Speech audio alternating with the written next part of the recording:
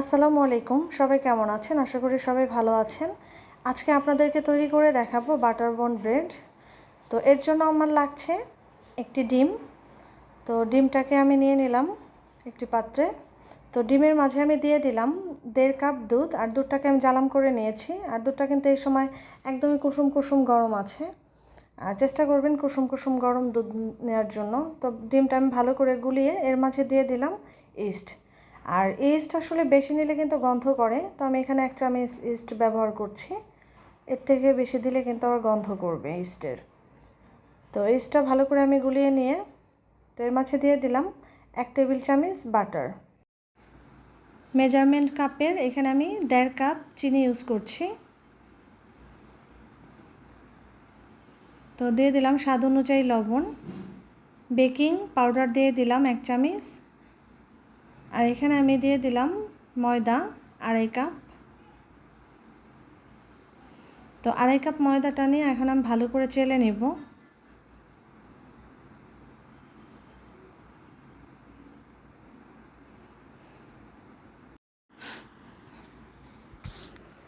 এখন একটি স্প্যাচুলার মাধ্যমে আমি ময়দাটাকে মিশিয়ে নিচ্ছি। তো এর মাঝে আমি আবারও দিয়ে দিলাম 1 কাপ ময়দা।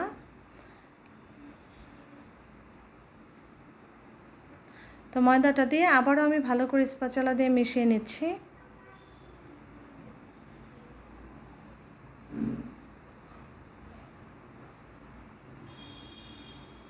তো এখন আমি আরও 1 কাপ ময়দা দিয়ে দিব।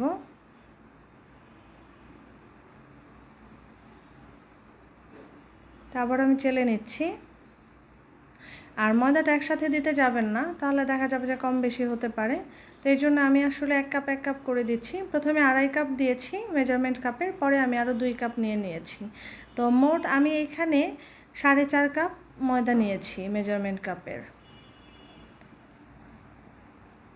তো এটাকে আমি ভালো করে মিশিয়ে নিচ্ছি স্প্যাচুলার মাধ্যমে। তো এখন আমি হাত দিয়ে এটাকে ভালো করে একটু মুথে নেব।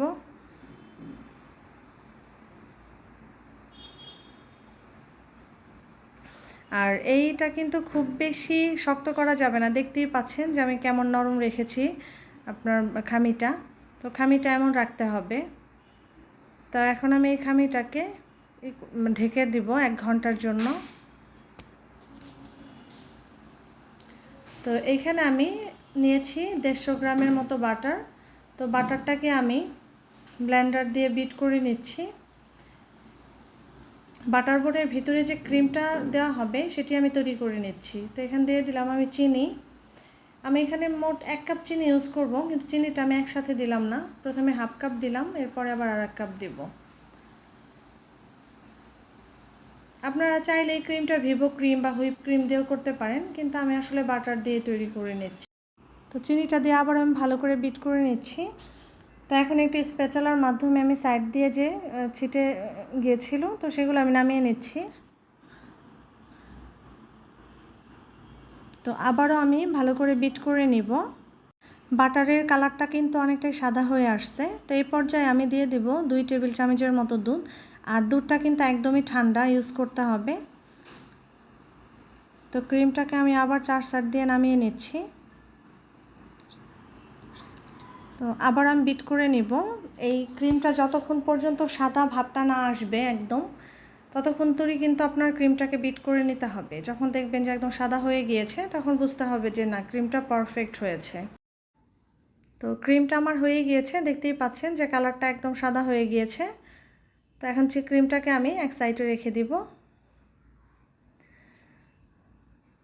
তো এখন আমি ঢাকনাটা খুলে নিচ্ছি, দেখতেই পাচ্ছেন যে একটু ফুলে গিয়েছে। তো এটাকে আসলে আমি 1 ঘন্টার মতো রেখেছি, এই জন্য অতটা ফুলেনি। কিন্তু আপনারা চাইলে 2 থেকে 3 ঘন্টাও রাখতে পারেন, তাহলে দেখবেন যে আরও অনেকটাই ফুলে উঠবে।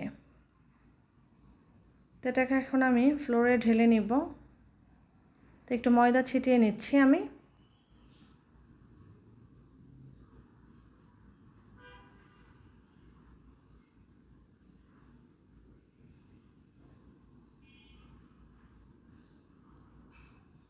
তো এটাকে একটু ভালো করে আমি ম্যাশ করে নিচ্ছি উল্টে পাল্টে। আর দেখতেই পাচ্ছেন যে আপনার খামিটা কত আপনার স্টিকি।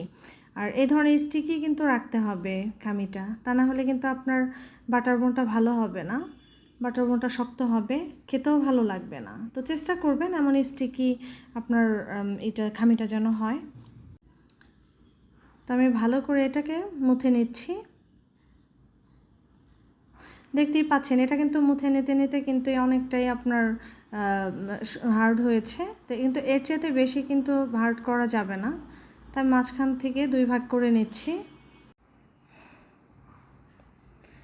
তো এখন আমি এই ভাগ থেকে 3টি ভাগ করে নিচ্ছি।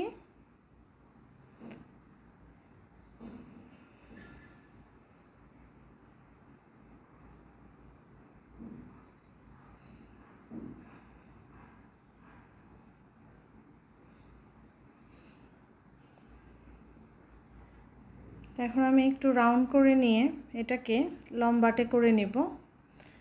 এটা অনেকটা দড়ির মতো করতে হবে। তো এইভাবে আমি হাত দিয়ে ডলে ডলে দড়ির মতো করে নেব লম্বা। তো এইভাবে আপনার দড়ির মতো করে নিতে হবে। তারপর আমি দেখিয়ে দিচ্ছি যে বাটার বনের যে আপনার মাঝখানের যে ভাঁজটা সেটা কিভাবে দেয়। এটি মাঝখানে এনে তারপরে এইভাবে দড়ির মতো পাকিয়ে নিতে হবে।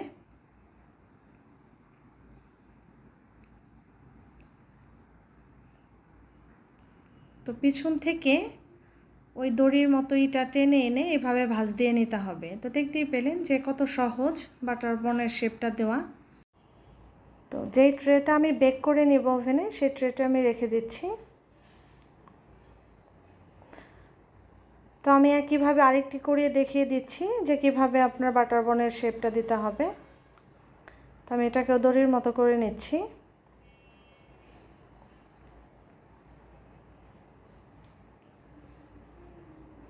আমি দেখিয়ে দিচ্ছি যে পিছন থেকে কিভাবে আনতে হবে।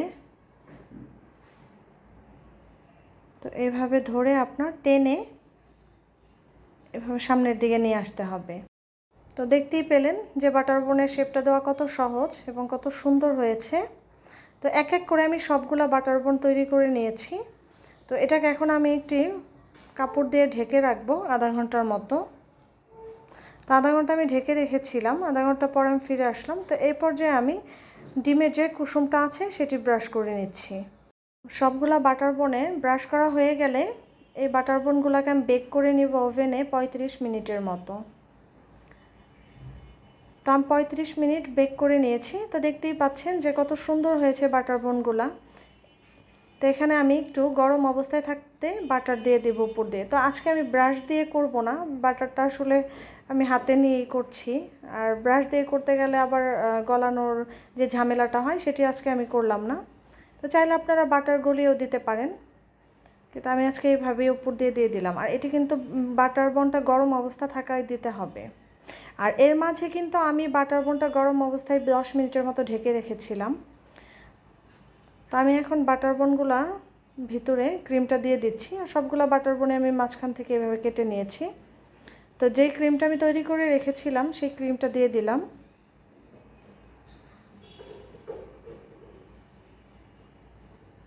তো এক এক করে আমি এভাবে সবগুলোর মধ্যে ক্রিম মাখিয়ে নেব। আর দোকানের মতো একদম পারফেক্ট যদি বাটার বন আপনারা খেতে চান, তাহলে আমি যেভাবে আজকে তৈরি করেছি টিপস অ্যান্ড টিপস ফলো করে যদি তৈরি করেন, ইনশাল্লাহ আপনাদের বাটার বনটা একদম দোকানের মতোই হবে। তো আমার এই রেসিপিটা যদি আপনাদের ভালো লাগে এবং কাজে আসে, অবশ্যই আমার চ্যানেলটি সাবস্ক্রাইব করবেন, সবার প্রতি অনুরোধ রইল। আর আমার এই রেসিপিটা দেখে যদি কেউ তৈরি করেন, অবশ্যই কমেন্ট করে জানাবেন কেমন হয়েছে। আর এমন সহজ সহজ রেসিপি পাওয়ার জন্য সবাই আমার চ্যানেলের পাশে থাকবেন আশা করছি। সবাই খুব ভালো থাকবেন, সুস্থ থাকবেন। ধন্যবাদ।